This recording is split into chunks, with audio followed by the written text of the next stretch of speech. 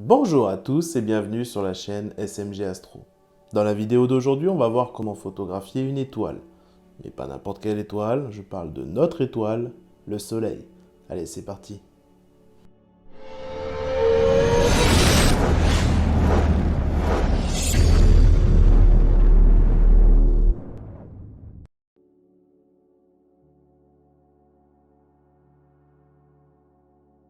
Bon, avant de commencer, on va quand même rappeler les bases. Il est strictement interdit d'observer le Soleil sans un filtre adapté ou une lunette dédiée. Ça, c'est vraiment important. C'est extrêmement dangereux d'observer le Soleil sans rien. Vous risquez des dommages irréparables, aussi bien pour votre œil ou pour votre vue. Donc voilà, observation du Soleil, on ne prend pas de risque, on met un filtre dédié ou alors on achète une lunette vraiment spécifique au Soleil. C'est très important. Si vous vous intéressez au Soleil, le top reste encore d'investir dans une lunette dédiée. Par exemple une Lunt, une D-Star, une Coronado. Ces lunettes vont vous permettre de voir la surface du Soleil, les éruptions, etc. C'est vraiment magnifique à voir. Voilà, je vous mets là la lunette qu'il faut que vous achetiez absolument. Avec celle-ci, vous pouvez tout voir. Non, plus sérieusement. Voilà, ce type de lunettes, vous en trouvez à partir de voilà, pas loin de 1000 euros et jusqu'à plusieurs milliers d'euros en fonction voilà, de ce que vous recherchez, quoi. Mais ça commence à partir quand même de 1000 euros. C'est quand même un budget. Alors, pour ma part, je n'ai pas eu la chance de pouvoir observer dans ce type de lunettes, mais aujourd'hui, je vais quand même pouvoir vous montrer ce qu'on peut observer, ce qu'on peut photographier avec ce type de lunettes grâce à un ami qui est sur le Discord de la communauté Astro, donc c'est Papy Astro, un astrophotographe qui fait plein de photos magnifiques du soleil, de la lune, du ciel profond, etc. Aujourd'hui, il nous fait le plaisir de nous prêter ces images, enfin de me prêter ces images afin que je puisse les partager avec vous. Donc je vous mets ça, je vous laisse observer, je vous laisse découvrir et on se retrouve juste après.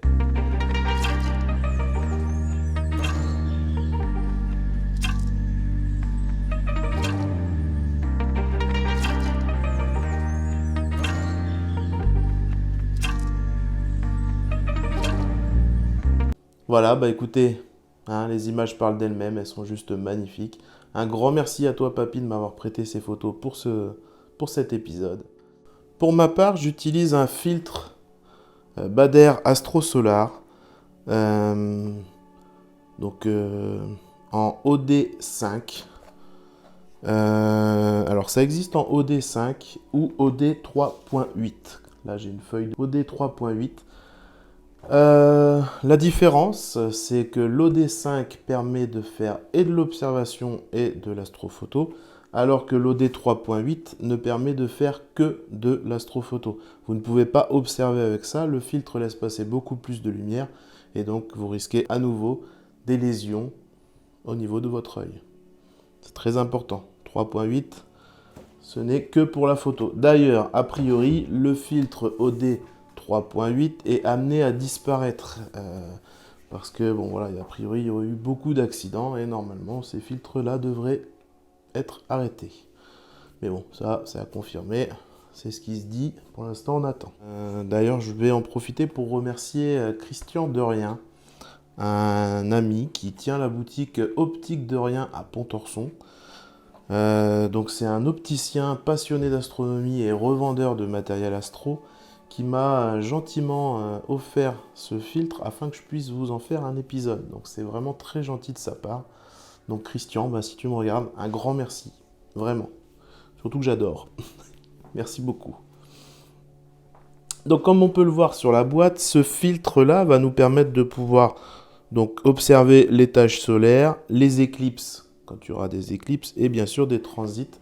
Donc ça peut être le transit de l'ISS, le transit de la station spatiale chinoise, ça peut être également les transits de Mercure et de Vénus. Bon après, ce qu'il en est des transits de Mercure et de Vénus, concernant Mercure, le dernier transit était en 2019, le prochain est prévu pour 2032. Bon, ça peut le faire. Par contre, pour ce qui est de Vénus, le prochain est en 2117. Alors bon, il faut pas louper la date, hein. Bon, s'il fait beau, j'essaierai de vous faire un petit live.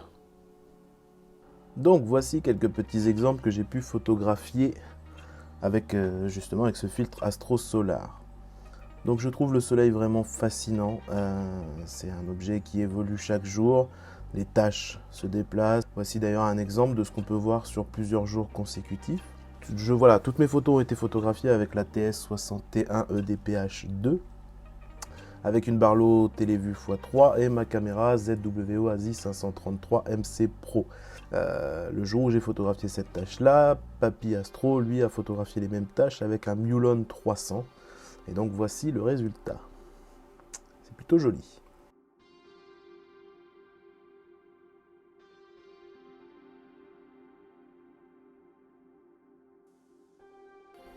Voilà, donc il y a un site qu'il faut connaître, absolument, hein, c'est le Space Weather Live. Donc vous allez sur Google, vous tapez Space Weather Live, vous avez vu l'accent comme c'est beau. Et donc vous arrivez sur ce site. Donc ce site, c'est un site qui est vraiment consacré au soleil, à l'activité solaire. Et vous avez juste là, dans activité solaire, l'activité en temps réel. Donc si vous avez une lunette dédiée au soleil, vous pouvez vous intéresser bien sûr aux éruptions. Moi, pour ma part, ce qui m'intéresse, c'est justement la région des taches solaires. Et vous voyez là, on a justement les numéros de chaque tâche, ce qui nous permet de pouvoir annoter les tâches sur nos propres photos. Voilà, écoutez, il y a plein d'autres choses à voir sur ce site. Je vous laisse le découvrir par vous-même. Voilà. Et puis, écoutez, on va pouvoir passer à la partie tuto, comment photographier le soleil. Donc voilà, écoutez, moi j'installe tout. Et puis on se retrouve.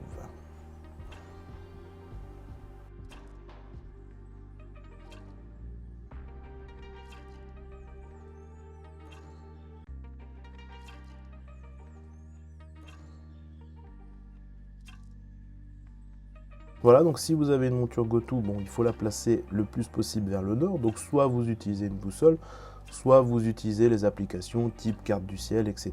pour aller chercher l'étoile Polaris et donc pointer en cette direction.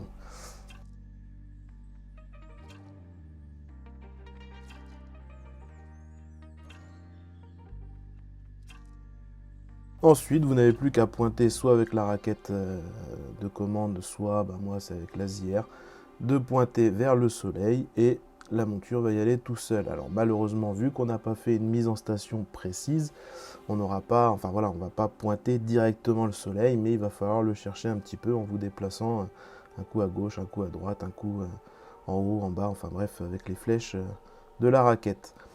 Je vous conseille à ce moment-là de monter un petit peu le gain, ce qui va permettre d'éclater entre guillemets un petit peu le soleil et donc de le trouver plus facilement.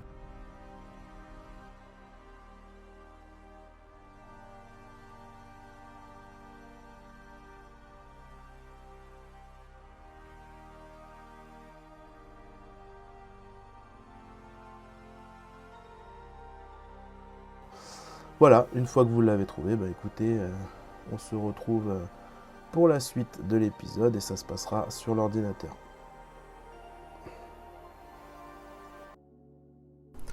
Donc, on se retrouve sur Fire Capture. Donc oui, pour tout ce qui est prise de vue de planète, soleil ou lune, on ne fait pas des photos, on fait des vidéos et pour ça j'utilise Fire Capture.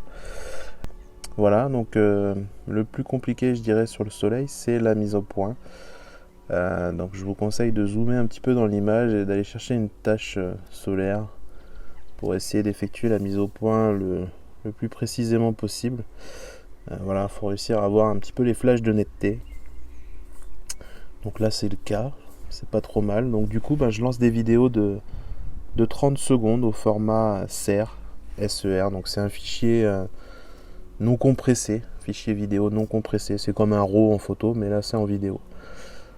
Voilà, écoutez, on fait plusieurs enregistrements vidéo. Une fois qu'on a tous nos enregistrements, on se retrouve ensuite sur Autostaker, une autre application, un autre logiciel qui est gratuit également pour pouvoir travailler justement notre image et transformer la vidéo en une photo stackée. Donc voilà Autostaker. Donc écoutez, il suffit d'appuyer sur Open, ouvrir l'image qui nous intéresse. Voilà, elle s'ouvre comme ceci.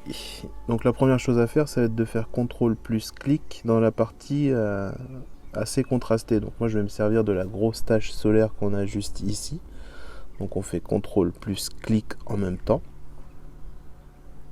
Ça va déplacer, comme vous pouvez le voir, le petit curseur vert bien au niveau de la tâche solaire. Voilà. Ensuite, on retourne sur le truc et donc là, on va cliquer sur Analyse.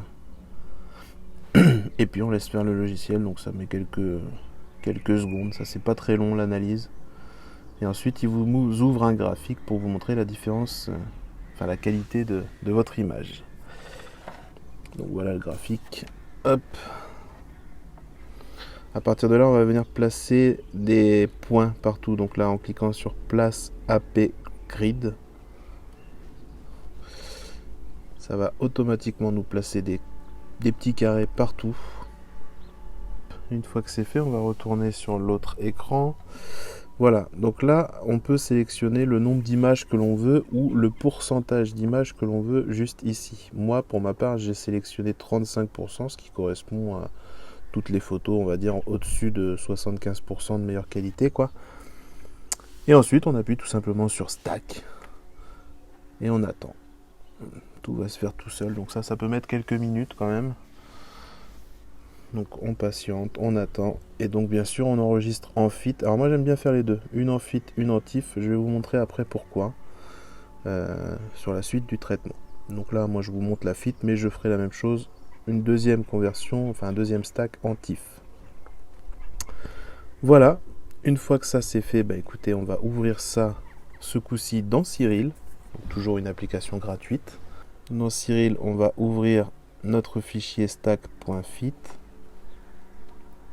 Ici, dans traitement d'image, transformation ondelette, on va pousser un petit peu les ondelettes.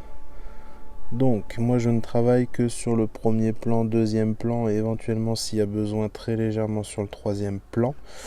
Donc j'y vais doucement, faut pas y aller trop fort, sinon on va avoir tendance à totalement déformer l'image, surtout sur le contour du soleil. Il faut vraiment y aller très mollo sur les curseurs. Il faut faire des tests, ça dépend aussi un petit peu de la prise de vue, du signe et tout ça, quoi. Une fois que c'est fait, on valide. Pourquoi j'utilise Cyril et non pas, voilà, il existe Iris ou des choses comme ça, mais Iris a tendance à travailler en noir et blanc, alors que Cyril va vous conserver la version couleur. Donc c'est pour ça que j'utilise Cyril. Ensuite, donc, bon, j'enregistre ça en TIFF. Donc ça, après, on le met n'importe où. Je vais le mettre dans l'image, enregistrer. Et on va ouvrir cette image donc en 16 bits. Hop. Et on va ouvrir cette image dans Photoshop. Voilà, donc là on peut voir que j'ai volontairement accentué les détails sous Cyril. Je le fais, j'aime bien pousser la netteté et c'est pour ça que j'ai, comme je le disais tout à l'heure, je fais à la fois un TIFF et un fit. Le TIFF est d'origine, le fit me permet de travailler sous Cyril. Et ce que j'aime faire, c'est une combinaison des deux. Donc je vais mettre les deux images l'une sur l'autre et je réduis légèrement l'opacité jusqu'à avoir vraiment, je dirais, le flash, la netteté qui va bien, et tout en restant sur quelque chose de très naturel. Alors que je préfère faire comme ça, je trouve ça plus simple à doser que de travailler directement sur les ondelettes, sur Cyril et d'essayer d'avoir le résultat parfait. Je trouve que c'est quasiment impossible. Alors qu'en faisant ça, personnellement, je trouve ça plus simple. Voilà, écoutez, là, plus qu'à faire un petit niveau, histoire de bien rééquilibrer tout ça. Il me reste plus qu'à nettoyer les petites taches de capteur qu'on peut voir à droite à gauche, remettre le soleil à l'endroit et voici le résultat.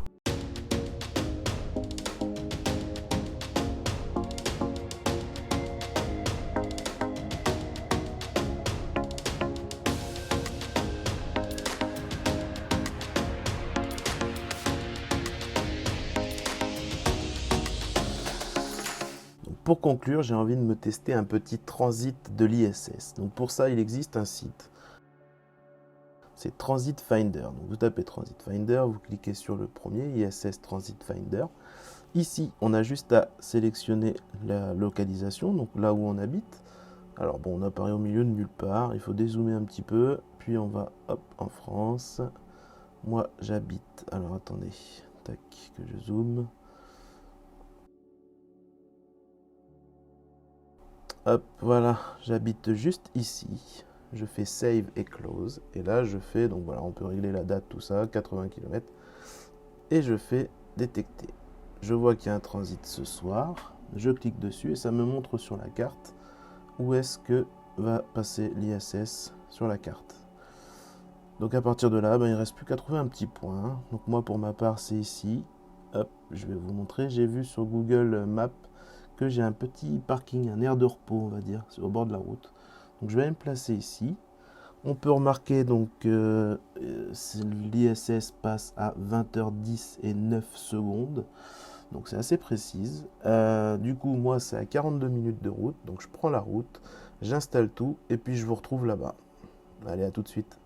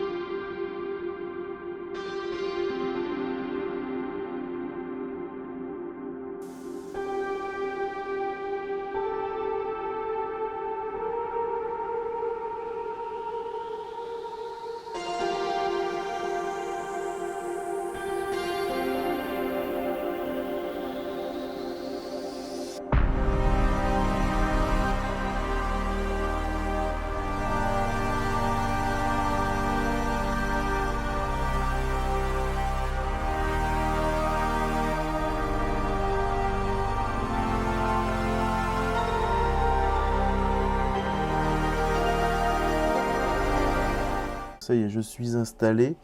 Donc voilà, le transit est prévu pour dans quelques petites minutes. Juste le temps de pouvoir peaufiner un petit peu la mise au point, c'est pas mal, mais bon, il faut réussir à avoir la mise au point la plus précise possible. Donc pour ça, comme on l'a vu dans le tuto, je vais chercher des petites taches solaires. Alors attendez, hop là. Voilà, là c'est pas mal. Et écoutez, il n'y a plus qu'à attendre. Donc là, je vais sélectionner pas de limite. Et top, il est 20h10. Je déclenche et j'attends. Oh yes. Yes. C'est trop bien, je l'ai eu. Bon écoutez, moi j'ai hâte de traiter tout ça. Je rentre à la maison et puis on voit ce que ça donne. Voilà, écoutez, on est de retour à la maison. Avant de vous laisser avec le rendu final là, du transit de l'ISS, je voulais vous remercier tous. On est déjà 340, 341 sur la chaîne, là, au moment où je tourne cet épisode. Donc c'est vraiment sympa. Toujours des commentaires sympas, encore une fois. Enfin bref, vous êtes vraiment super. Donc merci à tous. Je tiens encore une fois à remercier donc déjà Papy Astro pour le partage de ces magnifiques photos. Un grand merci à toi Papy. Et bien évidemment à remercier Christian de la boutique Optique de Rien pour m'avoir offert ce magnifique filtre. Un grand merci à toi. Voilà, si vous avez besoin de quoi que ce soit, n'hésitez pas à le contacter. Comme vous pouvez le voir sur les photos, il a plein de matériel en stock disponible immédiatement. Et ça, c'est plutôt rare en ce moment dans le monde de l'astro, donc n'hésitez pas à le contacter. Que ce soit pour des accessoires comme les filtres Astro Solar ou même tout simplement du matériel. Enfin bon bref, il a vraiment de tout en boutique. Donc n'hésitez pas, allez-y, faites-vous plaisir, contactez-le. Je vous mets le lien bien sûr dans la description. Écoutez, sur ce, moi j'arrive à la fin de cette vidéo. Bien sûr, vous inquiétez pas, je ne vous laisse pas comme ça. Je vais vous mettre en fin de vidéo le transit de l'ISS. Si vous êtes nouveau sur la chaîne, n'hésitez pas à vous abonner, à commenter, liker, partager, etc. etc. N'hésitez pas également à me rejoindre sur le Discord de la communauté Astro. J'ai également un compte Instagram, le lien est dans la description. Sur ce, moi je vous laisse avec le rendu du transit de l'ISS. Je vous souhaite un très bon ciel et à bientôt. Ciao.